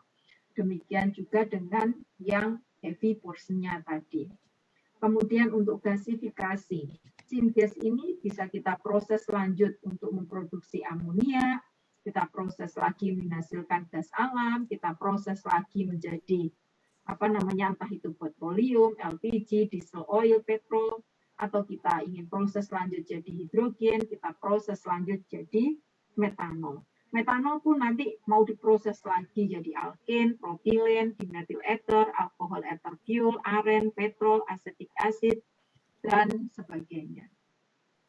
Ya, ini Ibu harap kalian bisa tahu betapa luas manfaat hanya dari batu bara saja untuk menjadi berbagai macam produk. Ya, tergantung nanti proses yang akan kalian pilih. Tapi biasanya proses ini akan tergantung produk apa yang kalian inginkan. Kalau kita bikin preliminary design, mesti kan targetnya adalah kita cek supply and demand itu dari produk yang akan kita hasilkan. Ya kan? Kita cek dari data supply and demand. Oh, demand-nya ini lebih tinggi dibanding supply yang ada. Maka kita ada kesempatan untuk membuat pabrik itu. Tetapi kalau supply itu sudah ada, maka chance kita untuk mendirikan sudah tidak ada. Ya kan? Kenapa supply and demand ini menjadi parameter pertama yang kita tentukan. Ya, karena kalau demand itu lebih tinggi, berarti kita masih ada kesempatan orang membeli produk kita. Ya, atau kecuali kita akan konversi lanjut. Ini menjadi intermediate product seperti itu. Ini beda lagi. Ini bicara bahwa itu akan jadi end product asalnya seperti itu. Langkah pertama adalah dari data supply and demand. Kalau sudah, kita akan masuk. Bahan bakunya apa yang mungkin untuk hasilkan ini? Balik lagi ke supply and demand. Semakin banyak supply bahan baku, maka harga menjadi lebih murah. Benar kan? Nah, itu yang akan dasar kita pilih. Next-nya kita akan tentukan kapasitas yang optimal.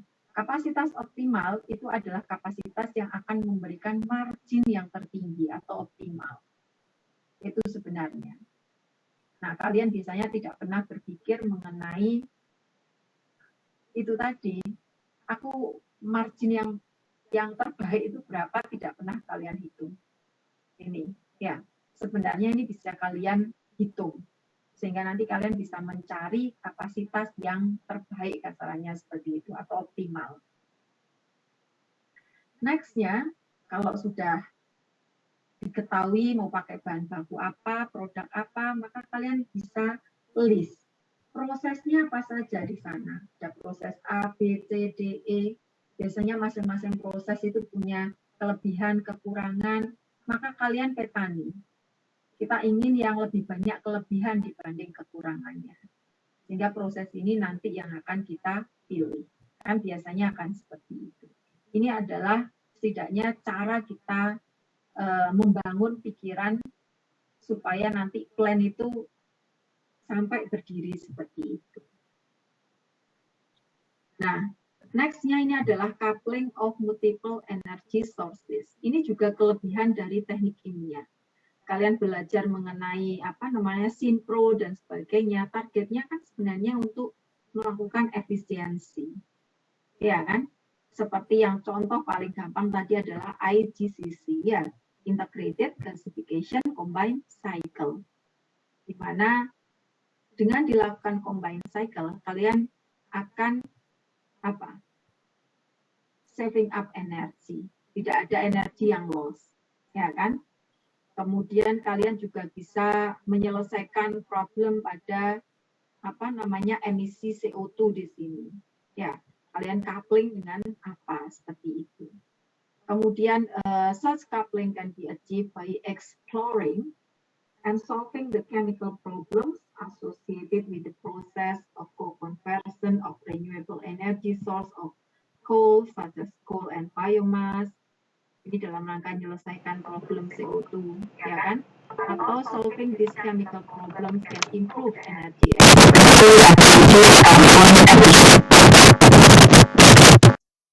Kemudian nextnya ini adalah transformation. Everyone knows that there's quite few metal component in coal seperti itu. Sehingga in this framework, fundamentally using metal migration and transformation in solid waste from coal chemical industry plays an important role in the development of the economic solidification, participation and exploration of heavy metal in solid waste, and in solving the problem of large-scale coal chemical solid waste, resource utilization, environmental protection, and ecological conservation. Ya, jadi ini hal yang juga harus kita pay attention, terutama pada migrasi heavy metal atau transformasi daripada heavy metal. Ya, karena ini menjadi apa ya? Menjadi sangat berbahaya kalau heavy metal tadi akan bermigrasi atau transformasi.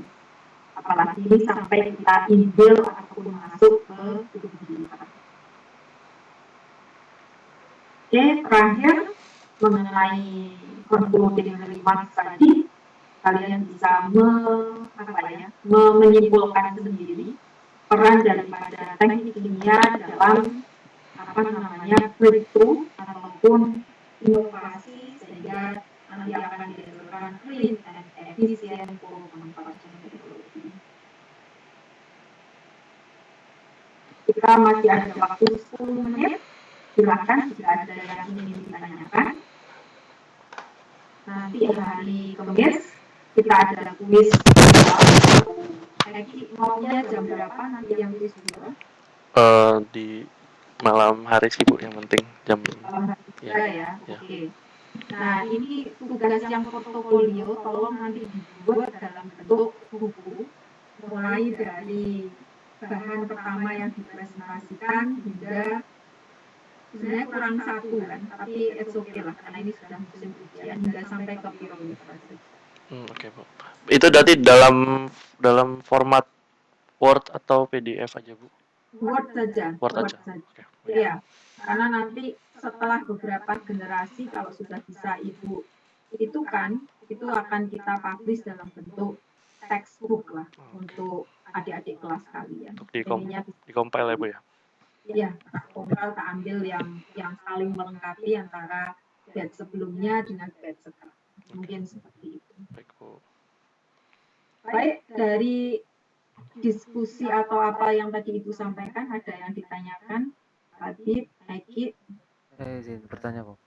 Silakan. Untuk yang di slide 4 tadi kan ada kayak beberapa metode, kemudian dicari energi saving gitu, Bu. Itu untuk saat ini tuh teknologi mana yang paling banyak menghasilkan energi saving tersebut itu? Contoh yang paling sudah ada ya, itu adalah IGCC. Sebentar Ibu share yang IGCC. Di sini kalau nggak salah.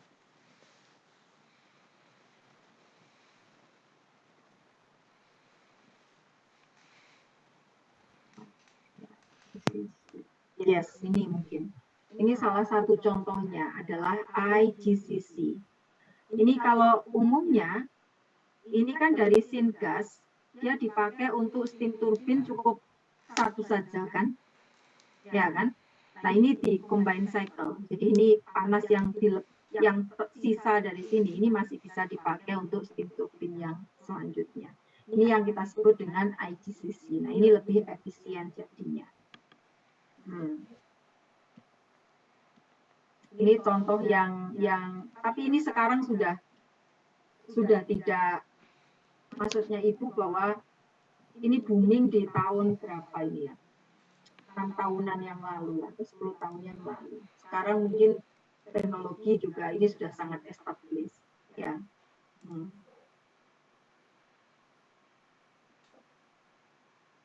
Ada lagi? Ya, mau tanya satu lagi. Untuk yang pirolisis sama liquefaction itu apakah memang sama atau beda? Misalnya di beberapa jurnal ada yang menganggap sama itu untuk liquefaction sama pirolisis. Wait a minute. Ini tak tunjukkan yang balik ke paper di sini. Breakthrough.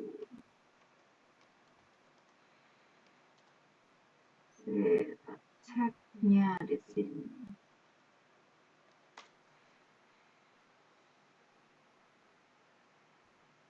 Oke.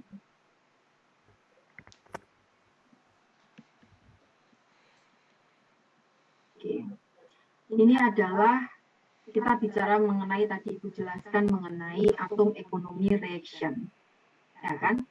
Nah, di sini kalau targetnya liquefaction itu adalah liquid fuel. Jadi kita ingin liquid fuel-nya yang banyak. Ya. Ini bisa kita lakukan dengan berbagai macam cara. Direct liquefied oil, coal catalytic thermal molten fuel, indirect liquefied oil seperti itu, atau mid low temperature tar based oil, sehingga tetap ada irisan antara pirolisa dengan liquefaction. Tetapi biasanya pada pirolisa, ini kan bayangannya pasti akan ada 3 produk. Ada solid, ada liquid, ada gas. Tetapi kalau liquefaction, targetnya adalah di liquid fuel-nya di sini. Sehingga ini bisa jadi irisan, bisa jadi berbeda. Balik lagi ke target maunya kemana.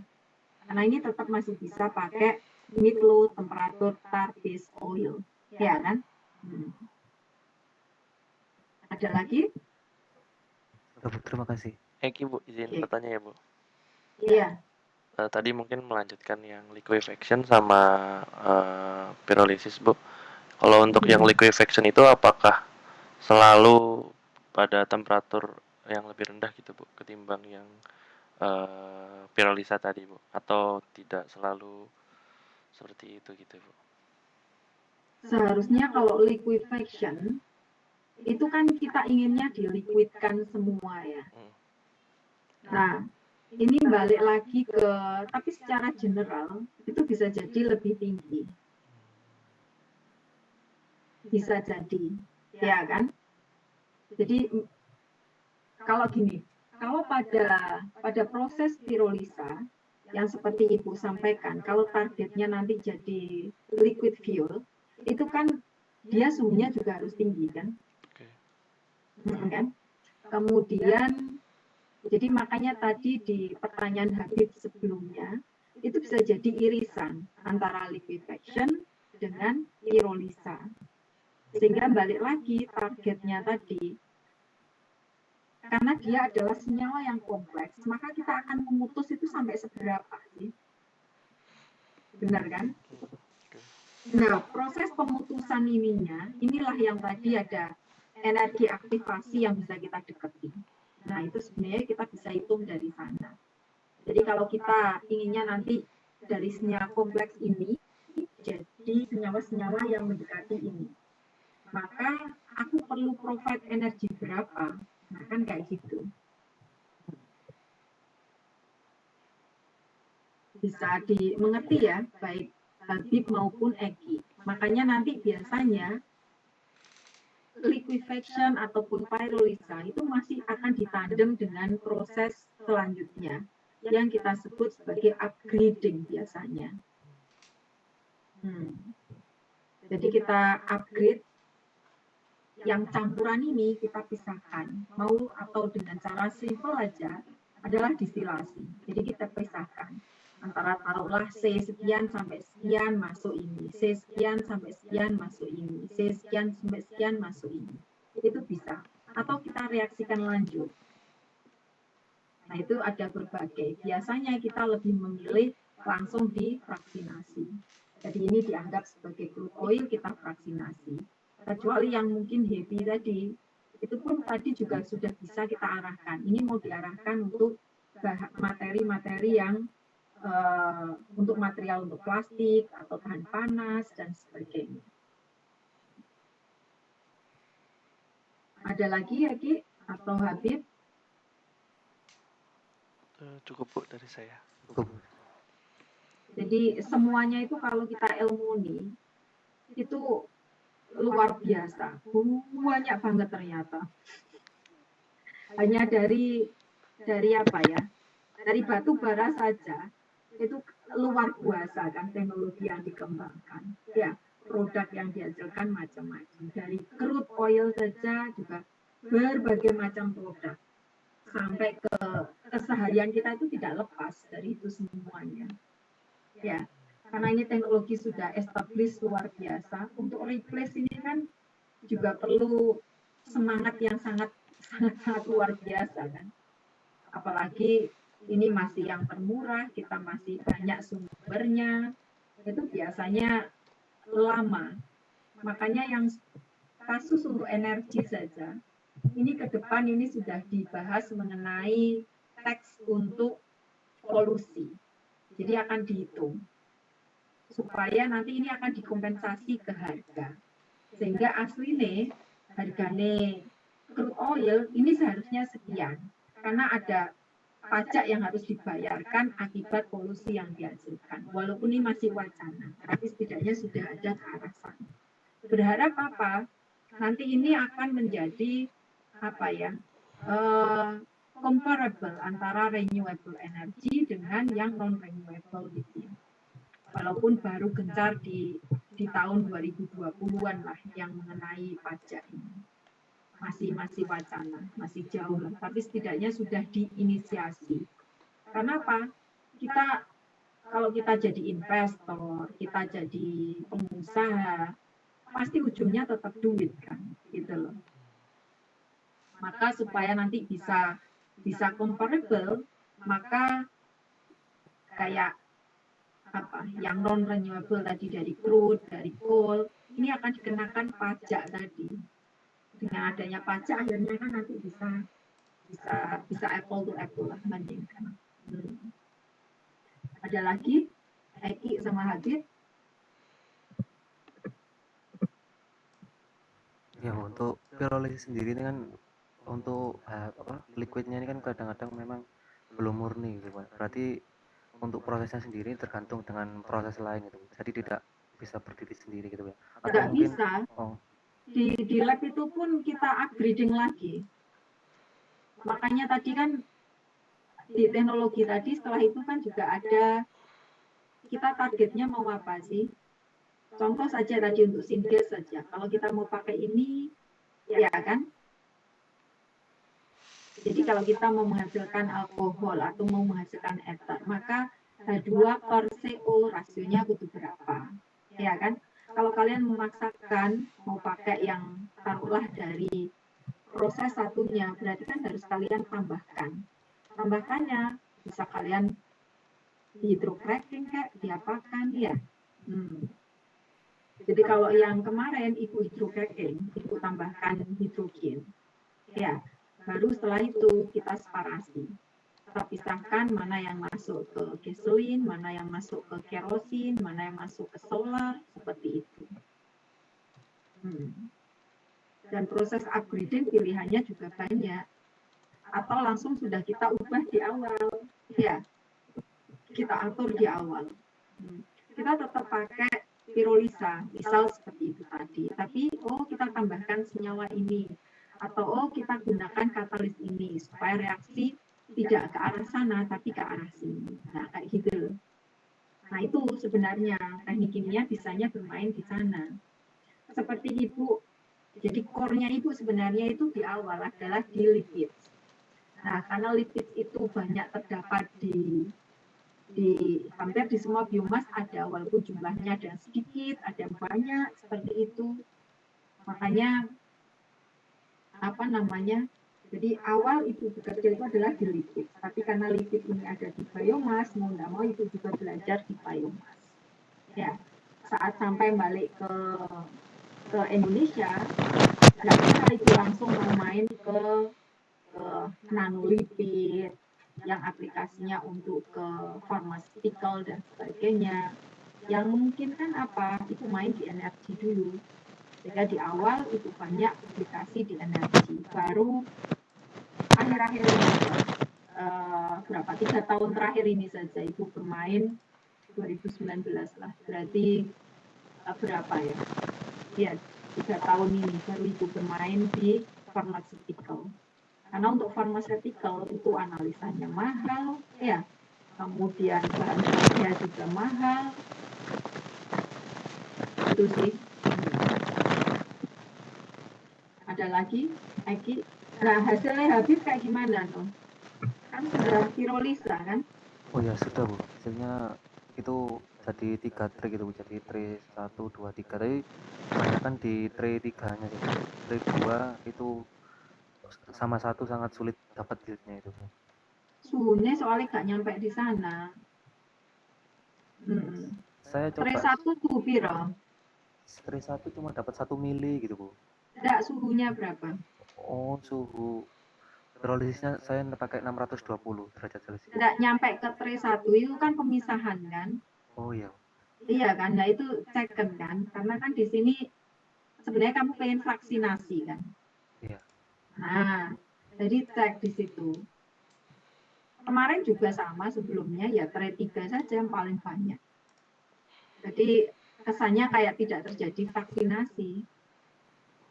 Berarti kan yang vaksinasi itu yang mungkin perlu dicek kembali supaya terjadi. Masing-masing lah ada itu sih.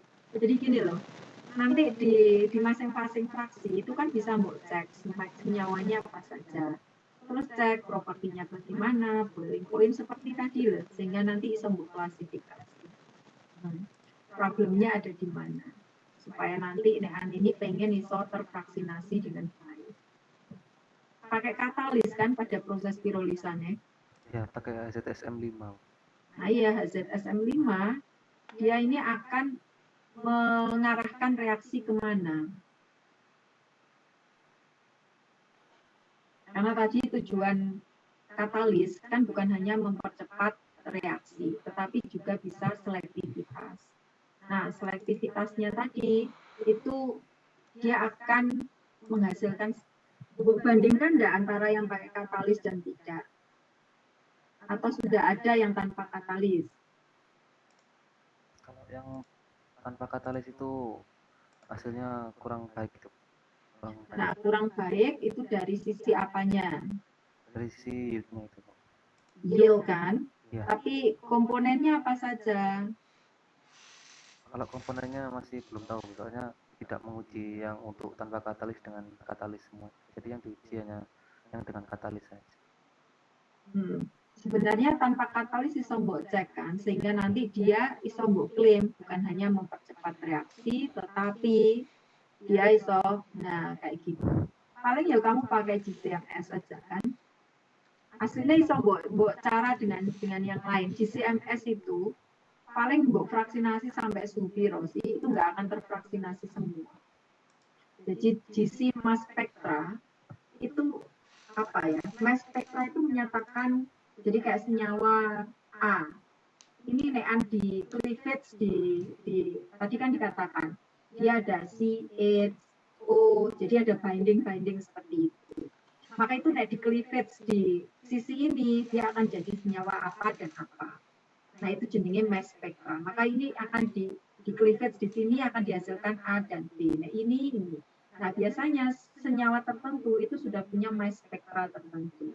Nah itu yang kalian pakai sebagai acuan atau apa ya perpustakaannya lah, sehingga kamu bisa mengenerate itu senyawa ini adalah ini, senyawa ini adalah ini, hanya dari mass spectranya, karena tiap-tiap senyawa itu punya mass spectra masing-masing.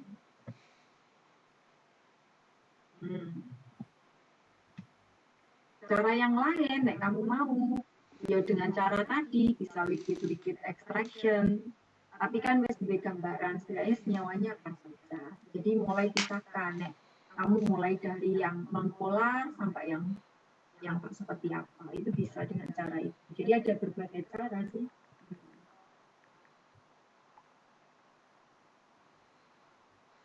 Nah, punyamu sampai mana sekarang?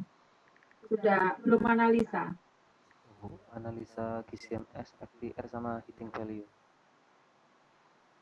FTIR sudah? Sudah. FTIR kan bisa banyak, tapi ini FTIR itu juga kualitatif, GCMS juga kualitatif, ya. Nggak bisa untuk kuantitatif.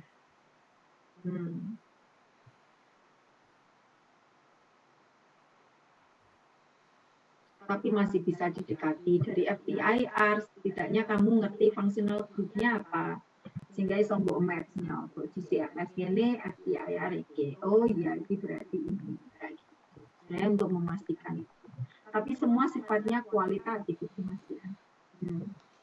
Kita bisa pakai tapi ya kayak semi kuantitatif, nggak bisa itu dianggap kuantitatif. Ada lagi? Sama Habib?